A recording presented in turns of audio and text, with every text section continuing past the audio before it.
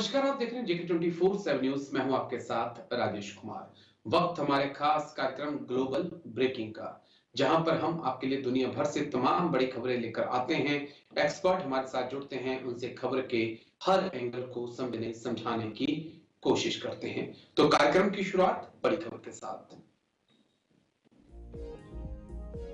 Trump ने international criminal court पर लगाए प्रतिबंध।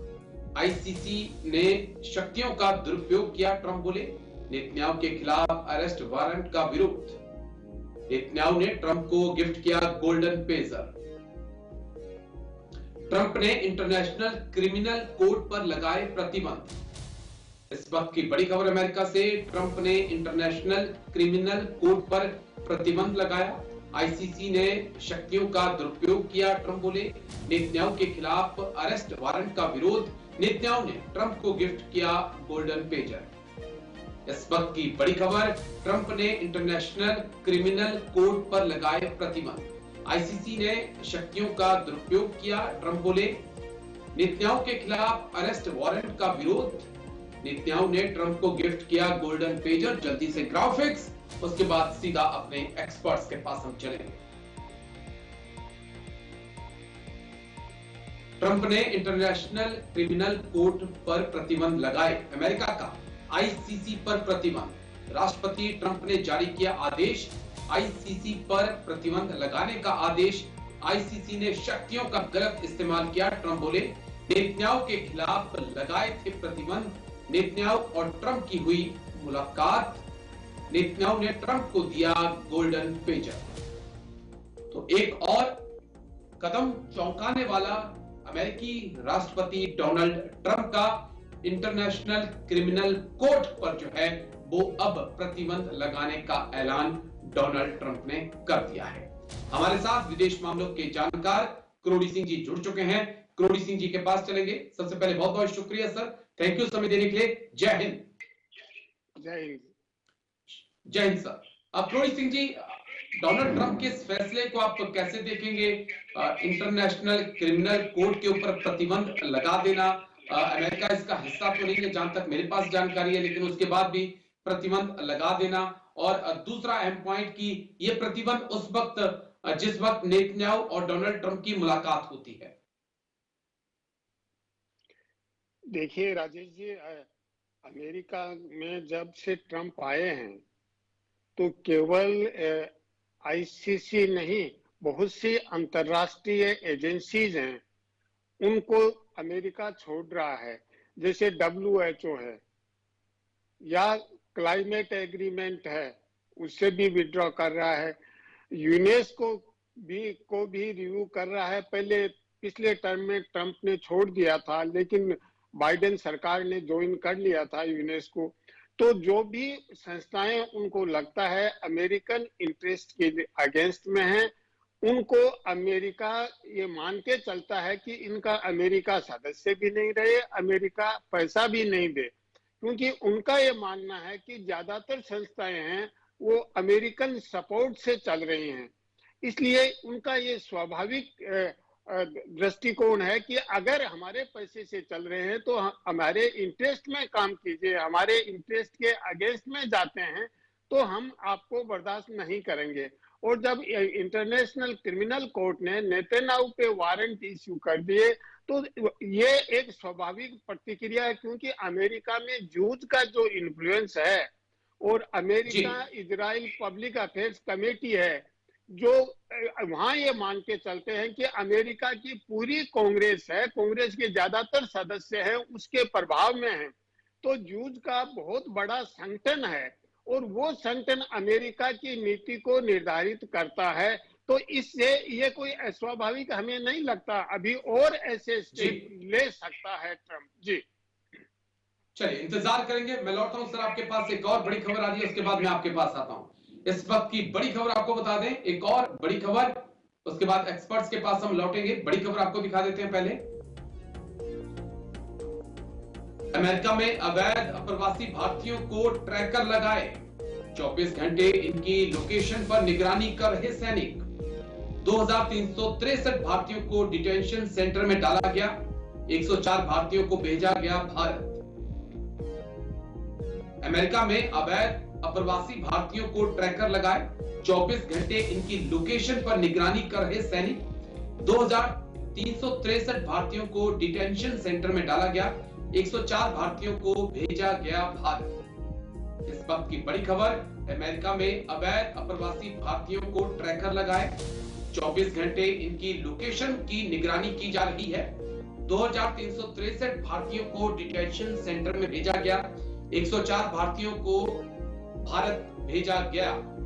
ये तस्वीरें भी आप देख रहे हैं जिस प्रकार से हाथ में हथकड़ी और पैरों में जंजीरें लगाकर डिपोर्ट भारतीयों को किया गया। उसके बाद से कई सवाल उठ रहे हैं, लेकिन फिलहाल जो जानकारी आ रही है वो ये है कि 2000 से ज्यादा और भारतीयों को नजरबंद करके रखा गया है।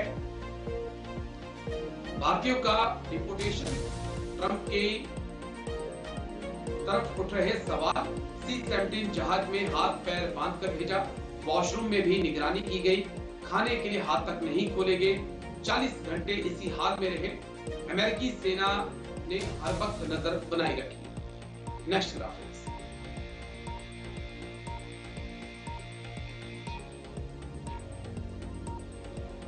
विदेश मंत्री एस जयशंकर ने सफाई भी दी कि अमेरिका से 104 भारतीयों को वापस भेजा गया।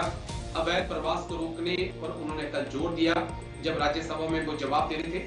डिपोर्टेशन की प्रक्रिया नहीं है, ये उन्होंने साफ कहा कि ये कोई नई प्रक्रिया नहीं है, इससे पहले भी ऐसा होता है। महिला और बच्चों पर कोई पाबंदी नहीं, जहाज में रिस्ट्रेंट SOP के तहत लगते हैं, टॉयलेट ब्रेक के दौरान रिस्ट्रेंट को हटाया जाता है। अमेरिका सरकार से लगातार बातचीत जारी है। लेकिन एक और अहम ट्वीट है जो आपके लिए जानना बहुत जरूरी है। अमेरिका के ही एक अधिकारी हैं, उनकी तरफ से ट्वीट किया गया और ये कहा गया कि हमने एलियंस को उनकी जमीन पर वापस भेज दिया है। तो ये चिंताजनक पहलू, हम करोड़ी सिंह जी के पास चलेंगे। करोड़ी सिंह जी, किस प्रकार से भारत और अमेरिका के बीच में अवैध प्रवासियों का जो मुद्दा है वो लगातार गर्माता जा रहा है। जिस तरीके से भेजा गया, हाथ बंधे हुए थे, पैरों में जंजीरें थी, उसके बाद अमेरिकी ही एक अधिकारी का ट्वीट वायरल हो जाता है जिसमें वो कहते हैं कि देखिए हमने एलियंस को वापस भेज दिया है। ये क्या वाकई में डोनाल्ड ट्रंप की मानसिकता को दिखा रहा है या अमेरिका की ही मानसिकता ऐसी है? देखिए राजेश जी, आपने जो लास्ट में बात कही कि ये अमेरिका की मानसिकता नहीं हो सकती, ये ट्रंप की मानसिकता है, क्योंकि अमेरिका का संविधान है वो स्पष्ट रूप से कहता है कि हर व्यक्ति स्वतंत्र, गरिमा और अधिकारों की दृष्टि से स्वतंत्र और समान पैदा होता है। तो अगर व्यक्ति सब स्वतंत्र और समान पैदा होते हैं तो इस तरह का व्यवहार अमेरिका के संविधान के अनुसार, अमेरिकन रिपब्लिक के अनुसार नहीं है। लेकिन ट्रंप को मैंडेट मिल गया है, मैंडेट मिलने के बाद में ये अमेरिका अपना जो सुपर पावर है उसका घमंड रिफ्लेक्ट हो रहा है, मुझे ऐसा लगता है। क्योंकि जिस तरीके की भाषा यूज की जा रही है और जिस तरह का उनके साथ व्यवहार यूज किया जा रहा है, तो वहां पे कोर्ट की दखल भी हो सकती है, मानव अधिकार संगठन है वो भी सक्रिय हैं। तो इसका भी ट्रंप ने एक रास्ता निकाल लिया है कि इनको जो डिटेन कर रहे हैं इनको हम ग्वांतानामो जेल में भेजेंगे, वो वहां के नेवल बेस में है और वहां अमेरिका का कानून लागू नहीं होगा क्योंकि वो टेररिस्ट के रखने के लिए है। वो क्यूबा के पास है, जो बहुत पहले अमेरिका ने वो आइलैंड क्यूबा से ले रखा है। तो वहां पे रखने से जो अमेरिका का कानून है, जो और अमेरिकन जो मानव अधिकारों की बात कर रहे हैं, इंसानियत की बात कर रहे हैं, उनसे भी बचा जा सकता है। तो ट्रंप ने वो भी रास्ता निकाल लिया है। लेकिन जिस रास्ते से और जिस तरीके से व्यवहार किया था, देखिए हमारे विदेश मंत्री ने कल स्पष्ट रूप से कहा कि ये कोई नई प्रक्रिया नहीं है, पहले से चली रही है। लेकिन चल रही है वो समस्या नहीं है, समस्या जिस तरीके से हो रहा है, जो तरीका है, जिस तरीके से भेजा जा रहा है, जिस तरह की भाषा यूज की जा रही है, तो वो अनएक्सेप्टेबल है। केवल भारत के लिए नहीं, पूरी दुनिया के लिए अनएक्सेप्टेबल है। और इसीलिए कोलंबिया ने उनको अमेरिका के फ्लाइट को लैंड नहीं होने दिया, उन्होंने अपना हवाई जहाज भेज के फिर वो लेके आए। तो इस तरह का दुनिया में पूरी में विरोध हो रहा है। इवन मुझे लगता है कि जो यूरोपीय देश हैं वो भी इस स्थिति से या इस तरह के दृष्टिकोण से सहमत नहीं होंगे। तो जो अमेरिका का एक तरह का एरोगेंस और घमंड एक सुपर पावर का है वो रिफ्लेक्ट हो रहा है, और इस तरह का दृष्टिकोण है पूरी मानवता के लिए एक खतरनाक दिशा में ले जा सकता है मानवता को। जी राजेश। जी सर, चलिए मैं आता हूं सर, क्योंकि एक और बड़ी खबर आ रही है, उसके बाद मैं आपके पास आता हूं। इस वक्त की एक और बड़ी खबर आपको दिखा दें। बांग्लादेश में दिखने लगा आतंक का राज। 24 जिलों में शेख हसीना समर्थकों पर हमले हुए। बांग्लादेश में शेख मुजीब की मूर्तियों को तोड़ा गया। शेख मुजीब के घर पर लहराया गया आईएसआईएस का झंडा। बांग्लादेश में दिखने लगा आतंक का राज। 24 जिलों में शेख हसीना समर्थकों पर हमले। बांग्लादेश में शेख मुजीब की मूर्तियों को तोड़ा गया। शेख मुजीब के घर पर लहराया गया आईएसआईएस का झंडा। बांग्लादेश में दिखने लगा आतंक का राज। वो तस्वीर भी आपको दिखाएंगे जहां पर व्हाइट फ्लैग लहराता हुआ दिखाई पड़ा, लेकिन उससे पहले ग्राफिक्स के जरिए एक बार जानकारी आपको दे दें, उसके बाद फिर अपने एक्सपर्ट्स के पास भी चलेंगे। ये झंडा आप देख सकते हैं, ये फुल स्क्रीन जरा इस तस्वीर को प्ले कर दीजिएगा। फुल स्क्रीन इस तस्वीर को हम क्या चला सकते हैं? एक बार इस तस्वीर को फुल स्क्रीन प्ले कर दीजिएगा। ये आईएसआईएस का झंडा लेकर जो है शेख मुजीब रहमान के घर पर लोग चढ़ गए और एक नहीं कई झंडे वहां पर दिखाई पड़े हैं। क्या वाकई में, क्योंकि इससे पहले भी जब शेख हसीना प्रधानमंत्री थी तो कई बार आईएसआईएस की मौजूदगी का वहां पर पता चला और कई लोगों को गिरफ्तार किया गया। ये झंडा देखिए, आईएसआईएस के बैनर वहां पर लहराए जा रहे हैं। तो क्या वाकई में आईएसआईएस की एंट्री अब बांग्लादेश में हो रही है? और जिस प्रकार से जो कट्टरपंथी हैं, जमात इस्लामी के जो लोग हैं, क्या वो आईएसआईएस की विचारधारा से प्रभावित हैं? और सबसे बड़ा सवाल यह भी है कि सब कुछ हो रहा है लेकिन मोहम्मद यूनुस ने चुप्पी साध रखी है। जैसा ऐसा लगता है कि उनको सांप सूंघ चुका है। बांग्लादेश में आईएसआईएस की एंट्री, तेजी से पैर पसार रहा आईएसआईएस, कट्टरपंथी ताकतें बांग्लादेश में मजबूत हो रही हैं। शेख मुजीब के घर पर हमला हुआ और वो तस्वीरें भी हमने आपको दिखाई हैं। घर पर लहराया आईएसआईएस का झंडा, चुपचाप देख रहे हैं मोहम्मद यूनुस। ये समझना होगा। पाक बनने को तैयार है क्या बांग्लादेश, या पाकिस्तान से भी आगे जाने को तैयार हैं बांग्लादेशी? इसको समझना होगा। हम सीधा करोड़ी सिंह जी के पास चलेंगे, विदेश मामलों के जानकार करोड़ी सिंह जी हमारे साथ लगातार बने हुए हैं। अब करोड़ी सिंह जी, दो सवाल जो मैं आपसे समझना चाहूंगा। आईएसआईएस का झंडा शेख मुजीबुर रहमान के घर के ऊपर पहले तोड़फोड़, आगजनी, उसके बाद आईएसआईएस का झंडा लहराना, और दूसरा सबसे बड़ा सवाल मोहम्मद यूनुस की चुप्पी। इतना कुछ बांग्लादेश में हो रहा है लेकिन वो इंसान कुछ भी बोलने को तैयार नहीं है। सब देखिए, मोहम्मद यूनुस बोल रहा है, वो ये कह रहा है कि हसीना ने 5 तारीख को जो वर्चुअल एड्रेस किया, और वो जो एड्रेस था वो प्रोवोकेटिव था। उन्होंने कहा कि बांग्लादेश में जो सरकार है गैर कानूनी, असंवैधानिक है, और जो उसने हसीना ने जितना बोला बांग्लादेश के हालात पे, वो उसका रिएक्शन है, रिएक्शन के रूप में है। तो और इसके साथ साथ बांग्लादेश के जो विदेश मामलों के एडवाइजर हैं, उन्होंने भारत के कार्यवाहक हाई कमिश्नर को बुला के एक प्रोटेस्ट नोट भी दिया है कि हसीना को भारत की धरती से इस तरह से बोलने से रोका जाए, इस तरह से नहीं बोलने दिया जाए। भारत का सिर्फ इतना ही रिएक्शन है कि बांग्लादेश के हालात हैं वो अच्छे नहीं हैं, और जो वैंडलिज्म किया गया है मुजीबुर रहमान के घर पे वो ठीक नहीं है। भारत ने इसके लेके अभी कोई रिएक्शन नहीं दिया है, जो हाई कमिश्नर को बुला के प्रोटेस्ट नोट दिया गया है। दूसरा, आपने बताया कि जो मुजीबुर रहमान के घर पे नहीं, वो म्यूजियम कन्वर्ट हो गया था, और वो बांग्लादेश के लिबरेशन मूवमेंट और मुजीबुर रहमान का म्यूजियम था। और जो ही हसीना ने अनाउंस किया पार्टी के लोगों ने वहां की हसीना एड्रेस करने वाली हैं, इमीडिएटली स्टूडेंट्स इकट्ठे हुए और उसको बुलडोजर से तोड़ दिया। तो झंडा फहराना नहीं, उसको तोड़ ही दिया है, खत्म ही कर दिया है। और वो इसलिए कर रहे हैं कि हसीना को हम किसी भी रूप में एक्सेप्ट नहीं करेंगे। और इंटरपोल से भी बांग्लादेश ने हसीना की डिमांड कर ली है कि वो उस पे वो क्रिमिनल हैं और उनको हमें लौटाने के लिए प्रयास किए जाए। इंटरपोल से भी रिक्वेस्ट कर ली है। अब जो स्टूडेंट लीडर हैं और जो वहां की राजनीतिक स्थिति है, बीएनपी जो पार्टी है, मेन पार्टी है अपोजिशन की, वो ये चाहती है कि तत्काल चुनाव हो।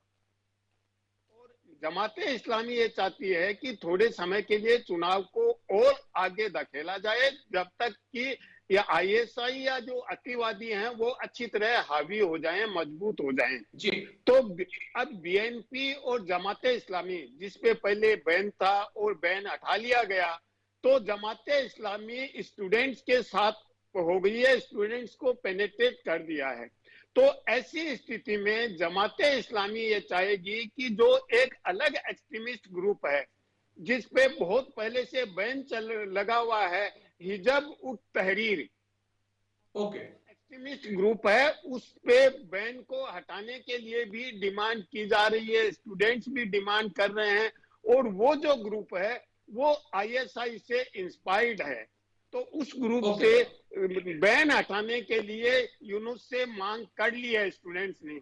दूसरी तरफ स्टूडेंट्स भी ये नहीं चाहते कि उनका जमाते इस्लामी का कोई टैग लगे, इसलिए वो एक अलग पार्टी बनाने के लिए प्रयास कर रहे हैं और सजेशन मांग लिए हैं लोगों से कि झंडा क्या रखा जाए, पार्टी का नाम क्या रखा जाए। और मुझे लगता है, यानी कि कह सकते हैं कि अभी बहुत कुछ बांग्लादेश में होना बाकी है। लेकिन बड़ा सवाल यही है सर कि जिस प्रकार से हिंसात्मक कार्रवाइयां वहां पर हो रही हैं और मोहम्मद यूनिस उस पर लगाम नहीं लगा पा रहे हैं, तो उससे सवाल तो उठते हैं। चलिए मैं लौटता हूं सर आपके पास, एक और बड़ी खबर आ रही है, उसके बाद मैं आपके पास आता हूं। इस वक्त की एक और बड़ी खबर, गाजा के लिए डोनाल्ड ट्रंप का प्लान। ट्रंप के प्लान से खौफ में आया हमास। हमास ने ट्रंप के प्लान को किया खारिज। गाजा को रिजॉर्ट सिटी बनाना चाहते हैं ट्रंप। गाजा के लिए डोनाल्ड ट्रंप का नया प्लान। ट्रंप के प्लान से खौफ में हमास। हमास ने ट्रंप के प्लान को खारिज किया। गाजा को रिजॉर्ट सिटी बनाना चाहते हैं ट्रंप। जल्दी से ग्राफिक्स, उसके बाद एक्सपर्ट्स के पास हम चलेंगे। गाजा के लिए डोनाल्ड ट्रंप का बड़ा प्लान। ट्रंप के प्लान से खौफ में आया हमास। हमास ने ट्रंप के प्लान को किया खारिज। हमास ने ट्रंप प्लान को नकारा। गाजा को खाली नहीं करेगा हमास। गाजा में अमेरिका को नहीं आने देंगे, सीधे तौर पे कहा। अरब देशों से मीटिंग की मांग भी की इस मुद्दे को लेकर।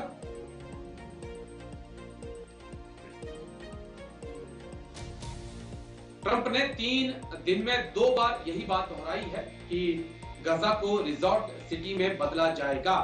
नेतन्याहू बोले इजराइल मदद करेगा।